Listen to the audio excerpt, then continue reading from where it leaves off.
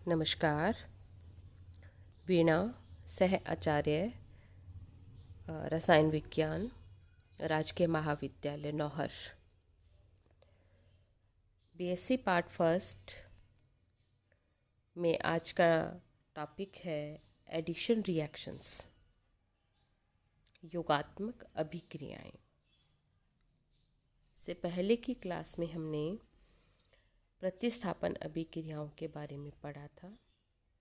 आज की इस क्लास में हम एडिशन रिएक्शंस यानी योगात्मक अभिक्रियाओं के बारे में अध्ययन करेंगे। योगात्मक अभिक्रियाएं मुख्य रूप से अनसैचुरेटेड कंपाउंड्स के द्वारा दर्शाई जाती है।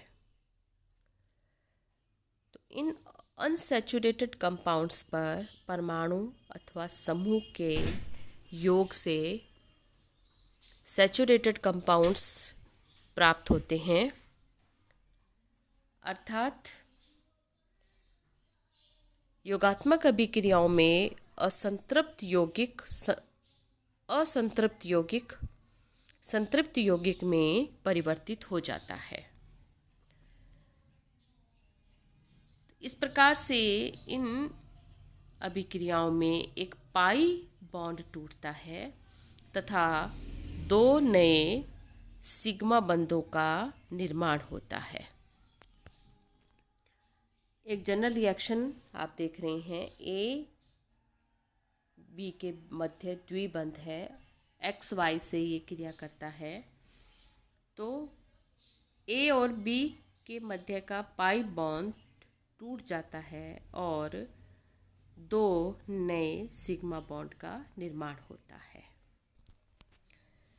तो अनसैचुरेटेड कंपाउंड्स में योग होने वाले अभिकर्मक के आधार पर योगात्मक अभिक्रियाएं मुख्यतः 3 प्रकार की होती हैं।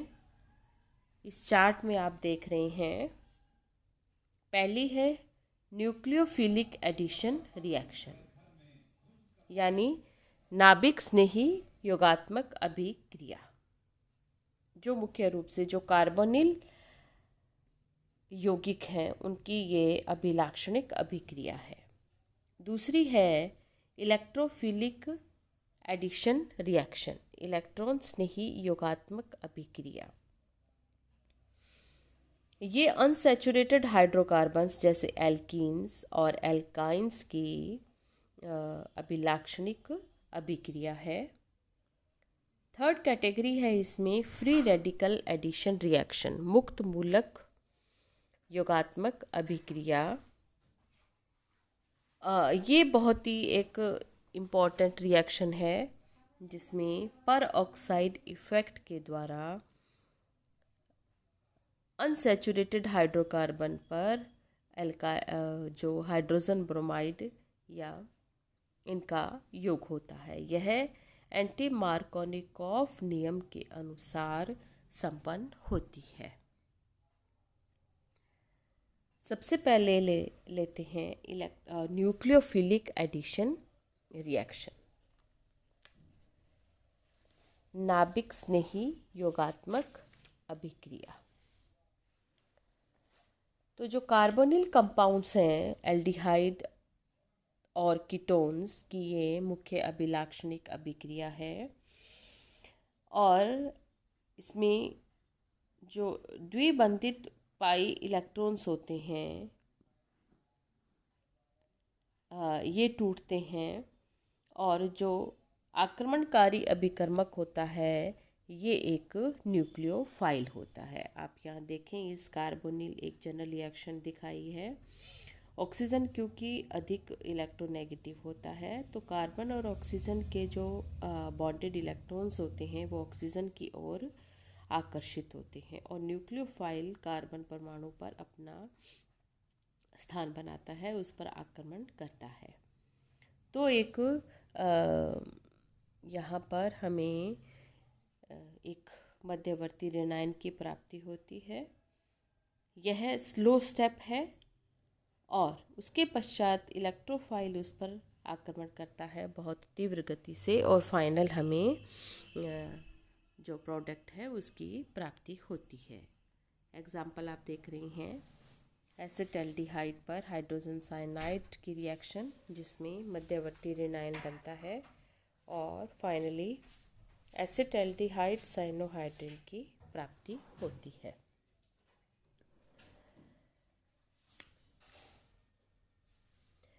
अब कार्बोनिल समूह में ध्रुवणता के कारण ऑक्सीजन पर ऋणावेश और कार्बन पर धनावेश होता है, अतः कार्बन परमाणु पर नाभिक स्नेही आसानी से जुड़ जाता है।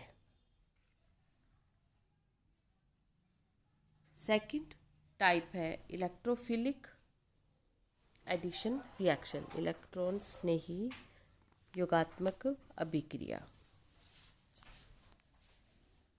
अनसैचुरेटेड हाइड्रोकार्बन्स जैसे एल्काइंस और एल्कीन्स की ये अभिलाक्षणिक अभिक्रिया है। आप रिएक्शन देख रहे हैं, एक जनरल रिएक्शन एल्कीन पर ए और बी के साथ अभिक्रिया करता है। स्लो स्टेप में पहले इलेक्ट्रोफाइल का योग होता है, कार्बोकैटायन की प्राप्ति होती है जो मंद गति से संपन्न होने वाला पद है। फिर सेकंड स्टेप में ये न्यूक्लियोफाइल तीव्र गति से क्रिया करके और फाइनल उत्पाद की प्राप्ति होती है। तो असंतृप्त हाइड्रोकार्बन जैसे कि एल्कीन है की अभिक्रिया इलेक्ट्रॉन स्नेही अभिकर्मक के साथ की जाती है। तो एल्कीन में इलेक्ट्रोमेरिक प्रभाव के कारण एक कार्बन पर धनावेश और दूसरे कार्बन परमाणु पर ऋण आवेश आ जाता है। तो जो ऋणावेशित कार्बन पर इलेक्ट्रॉन स्नेही मंद गति से जुड़ता है और जिससे कार्बोकैटायन की प्राप्ति होती है, और उसमें फिर नाभिक स्नेही जुड़कर फाइनल जो प्रोडक्ट है उसकी प्राप्ति होती है। जैसे एग्जाम्पल आप देख रहे हैं, इथाइलिन पर का ब्रोमीन का एडिशन जिससे 1,2-डाइब्रोमो प्रोपेन की प्राप्ति होती है। दूसरी रिएक्शन है इथीन पर HCl का योग जिससे इथाइल क्लोराइड की प्राप्ति होती है। अब HCl का जो योग है इसमें एथाइल क्लोराइड की प्राप्ति होती है। थर्ड जो एडिशन रिएक्शन का प्रकार है वो है फ्री रेडिकल एडिशन रिएक्शन, मुक्त मूलक योगात्मक अभिक्रिया। तो इस प्रकार की अभिक्रिया में एल्कीन परऑक्साइड की उपस्थिति में हाइड्रोजन ब्रोमाइड के साथ अभिक्रिया करती है, और ये अभिक्रिया फ्री रेडिकल इंटरमीडिएट के द्वारा संपन्न होती है और यह एंटी मार्कोनिकॉफ नियम के अनुसार संपन्न होती है। एक रिएक्शन आप देख रहे हैं, प्रोपीन का HBr के साथ रिएक्शन परऑक्साइड की उपस्थिति में जिसमें 1-ब्रोमोप्रोपेन की प्राप्ति होती है।